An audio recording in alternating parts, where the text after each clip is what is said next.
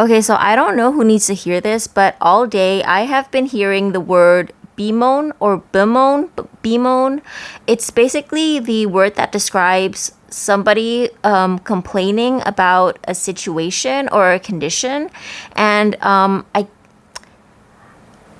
don't. It's giving me the energy of somebody who is unhappy with the circumstances they were born into, the gender they were born into. I mean, as a woman, I can totally relate to that in not in a gender dysmorphic way. I feel like a woman in a woman's body.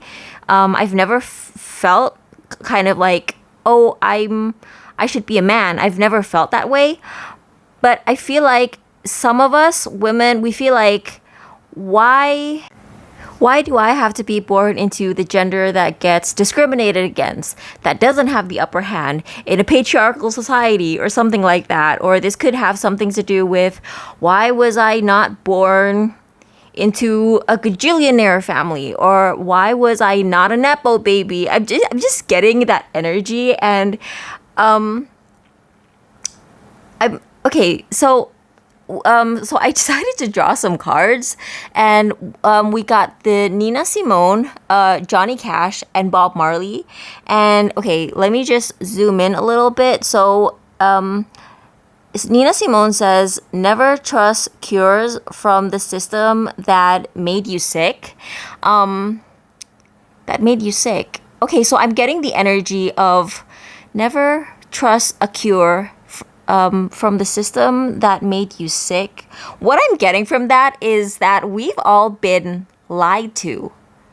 We've all been lied to.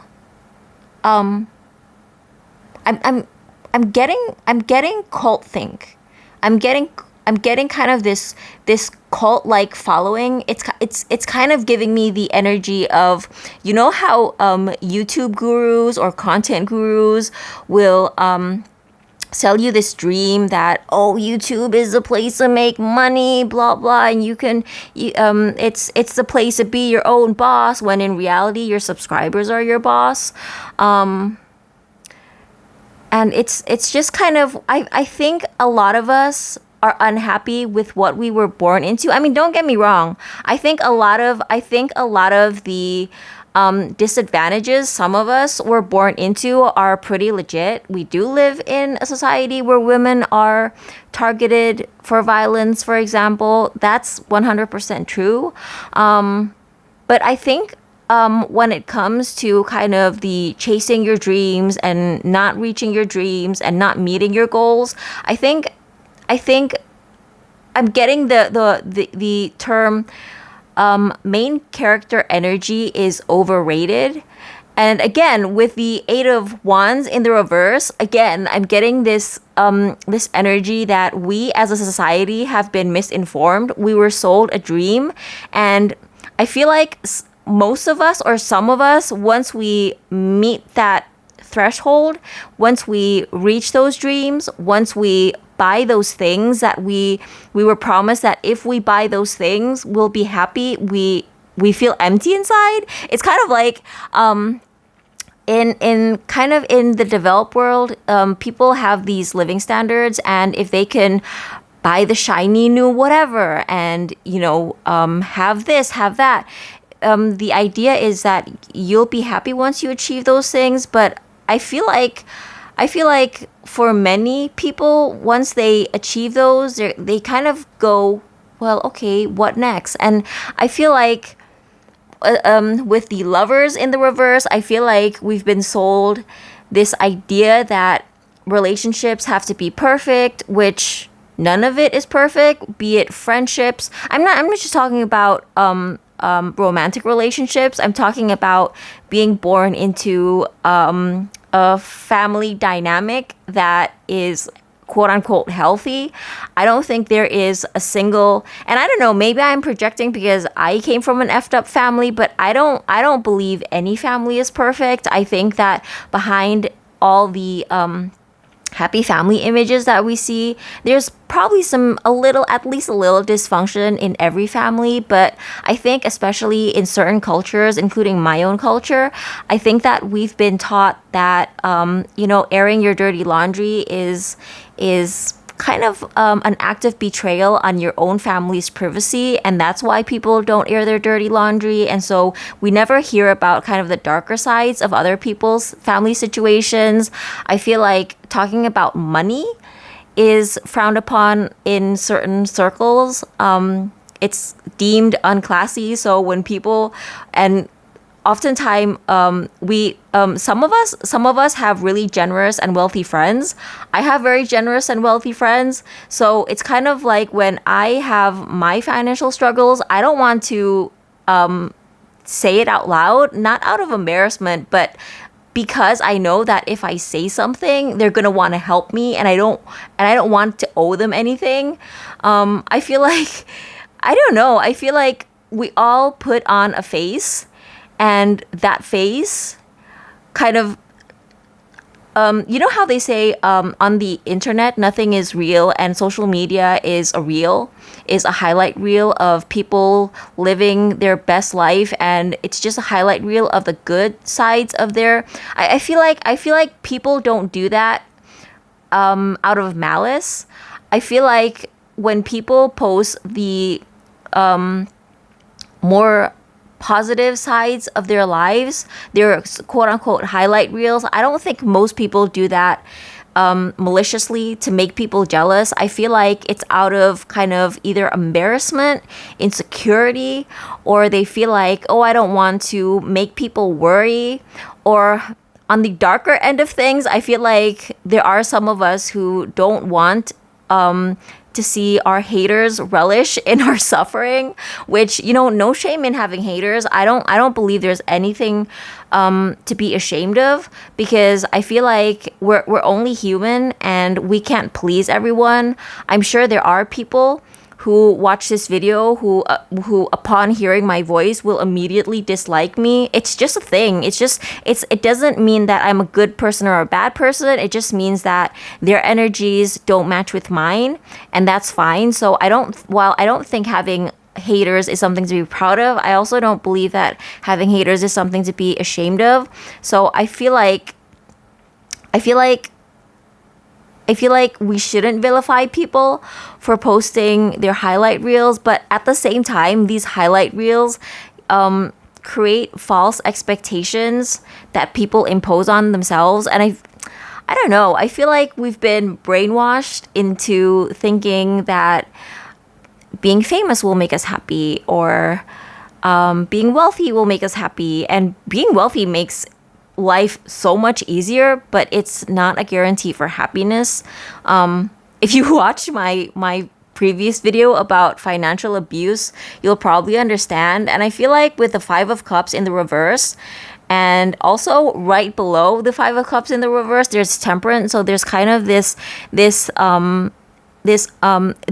Temperance is quite literally an angel, and I feel like your guardian angels and your spirit guides are basically telling you that life is all about balance, and life is about because the Temperance card is about moderation, right? It's about moderation. It's about being sobered up about the way that we see the world, as opposed to the energy of the Seven of Cups. Okay, so I know that's kind of a weird comparison, because the Temperance card is a major arcana, and it's about temperance, it's about balance, it's about harmony, it's Sagittarian energy, versus the Seven of Cups, which is all about kind of illusions and having options. But I feel like the Temperance card is being grounded and having a balanced view of the world, whereas as opposed to the energy of the Seven of Cups, where it's kind of a delulu energy, you know what I mean? And sometimes it's not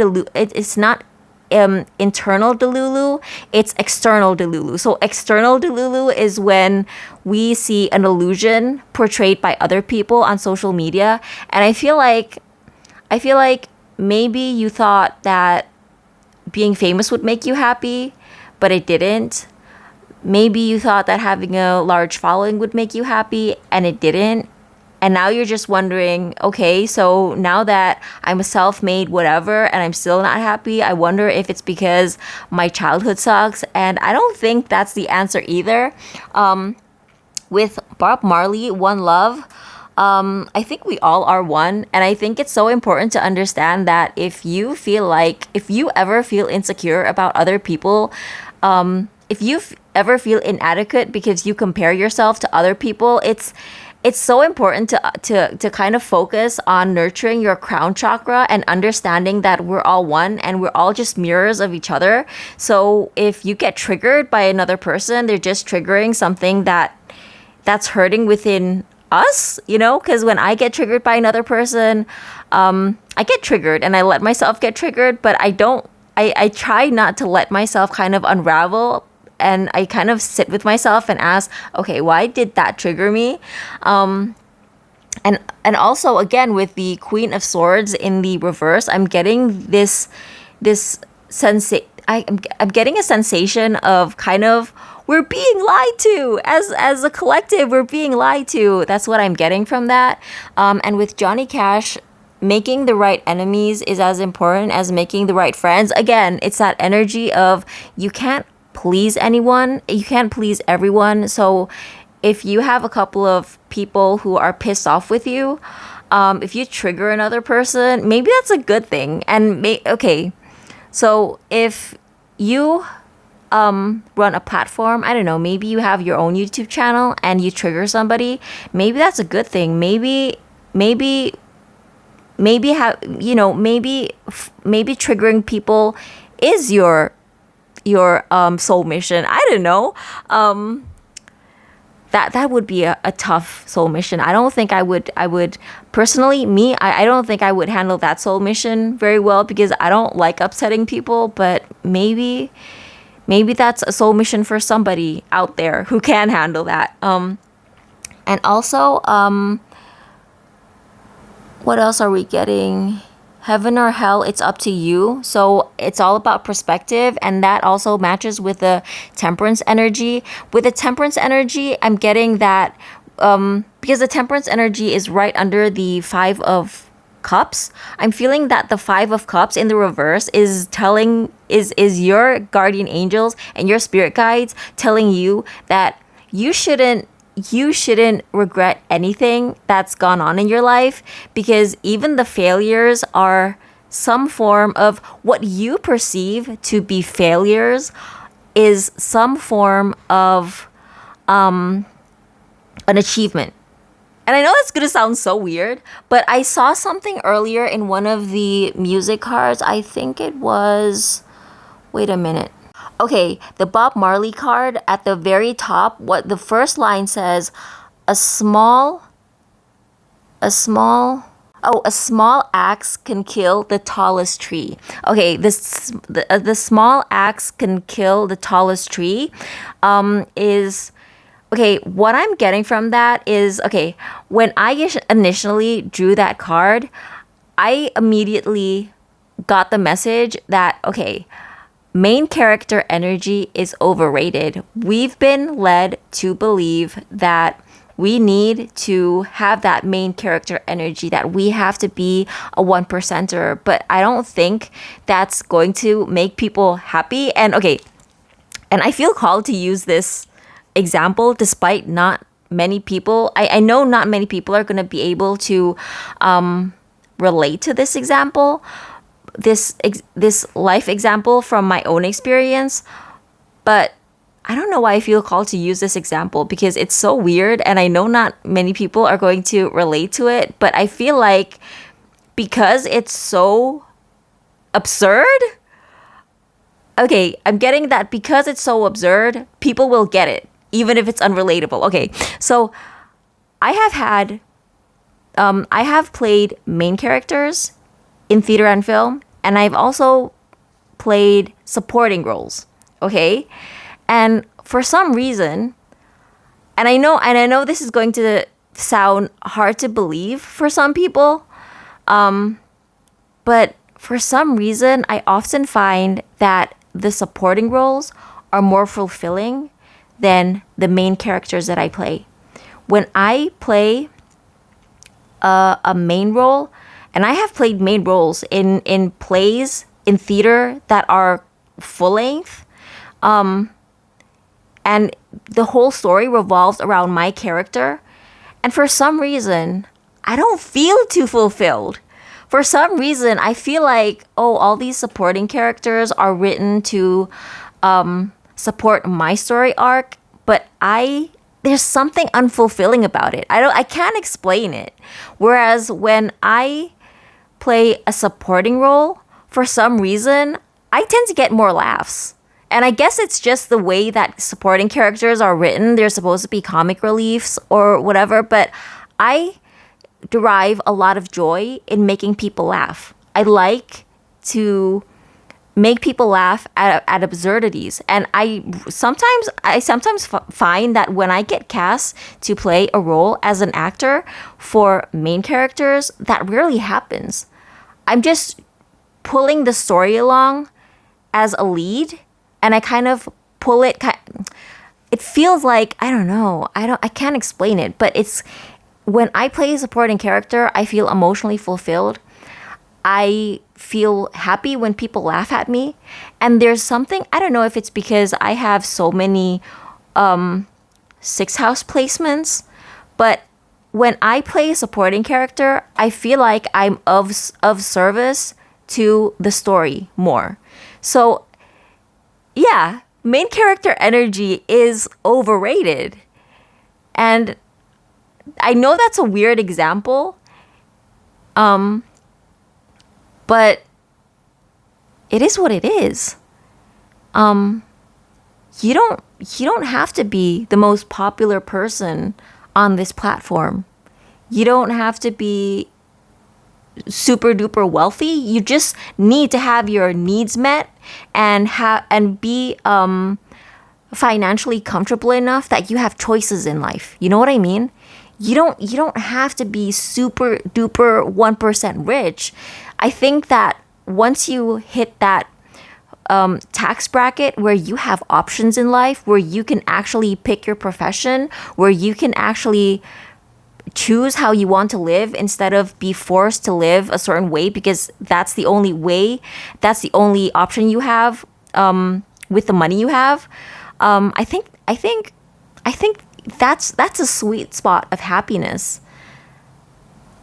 In fact, I think that when we start achieving beyond that, our stuff starts owning us. And I see this a lot in people. They're so preoccupied with all the paperwork for all the assets that they own. And they spend more time kind of juggling their assets than enjoying it. And I don't know, from my viewpoint, looking at them from the outside, it just seems like a headache. And yeah, I don't know. I feel like we've been sold a lie. I really feel like we've been sold a lie. And I feel like if you have lately been kind of bemoaning, because that is what I've been hearing all day, bemoaning your life circumstances. And don't get me wrong, if you're struggling to make ends meet, then yeah, you have every right to bemoan your life. But if your basic necessities are fulfilled and you're comfortable in life enough that you have choices in life, I think those of us who have choices in life should be grateful, because choices are the real luxury. Having choices in life, having options, being able to switch careers when we feel like the original thing, the thing that we initially signed up for, isn't a good fit for us. That's a privilege. Quitting your job when you're mistreated is a privilege. Yeah, I think that so many of us are so focused on the negatives in our lives that we sometimes forget that sometimes things that are perceived to be the negative are actually the positives. Because like I said, in the weird example that I just shared, normally if you're an actor, you would want the the main role. You want to play the lead roles, but I find more fulfillment when I play the supporting roles. So, yeah, just really think about it. Just I think that when we put our when we put ourselves in other people's shoes, and those people appear to be more fortunate than us, we only focus on the positives, or we focus on the dream we're sold. We're sold this dream that, oh, if you play the main character, then you're the star. When in reality, sometimes the supporting character gets more laughs than the main character, you know? And sometimes the supporting characters are more beloved than the main character. And that's just a fact. And so I feel like, yeah, I don't know. I feel like we really need to sit down and think about whether we really do have it good. We have it good. Okay, so yeah, I don't know who this is for, but I kept getting the word bemoan, and I did a reading, and that's what we got. So I hope that helped. I hope, I hope those of us who have just enough can be grateful for what we have. Okay, so I hope that helps somebody. Yeah. So we've been lied to by society standards. So yeah. Under consumption, I guess. I'm also getting under consumption for some reason. So yeah. Thanks for watching. Bye.